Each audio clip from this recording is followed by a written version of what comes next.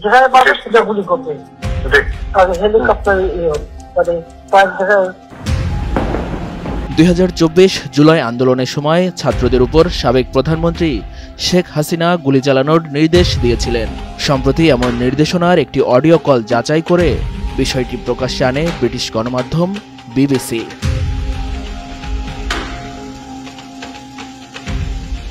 বিবিসির ওই প্রতিবেদনের বিষয়ে মন্তব্য করতে গিয়ে আন্তর্জাতিক অপরাধ tribunal chief prosecutor Tajul Islam জানিয়েছেন, কল রেকর্ডটি বিবিসি যাচাই করলেও উদ্ধার করেনি।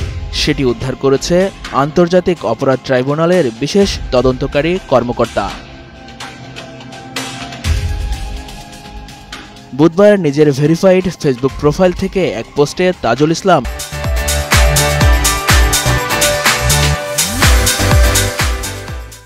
এমনটা জানান। ওই পোস্টে তিনি লিখেছেন, মন্তব্য নিষ্প্রয়োজন, নিজের চোখেই দেখে নিন। তবে এই কল রেকর্ডটি বিবিসি উদ্ধার করেছে আন্তর্জাতিক অপরাধ ট্রাইব্যুনালের বিশেষ তদন্তকারী কর্মকর্তা। পোস্টে এই কল রেকর্ডকে ট্রেলার মাত্র বলে উল্লেখ করেন তাজুল। তিনি লেখেন, এটা ট্রেলার মাত্র, অনেক কিছু এখনো বাকি, অপেক্ষায় থাকুন। অন্যদিকে বিবিসির পক্ষ থেকে জানানো হয়েছে, তারা কল রেকর্ডটি পেয়েছে national telecommunication monitoring centre NTMC এর মাধ্যমে। তবে কে এটি ফাঁস করেছে তা এখনও অস্পষ্ট।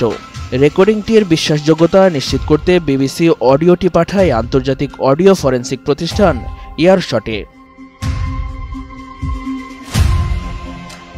তাদের বিশ্লেষণ অনুযায়ী রেকর্ডিংটিতে কোনো ধরনের সম্পাদনা, বিকৃতি বা কৃত্রিমতা শনাক্ত হয়নি।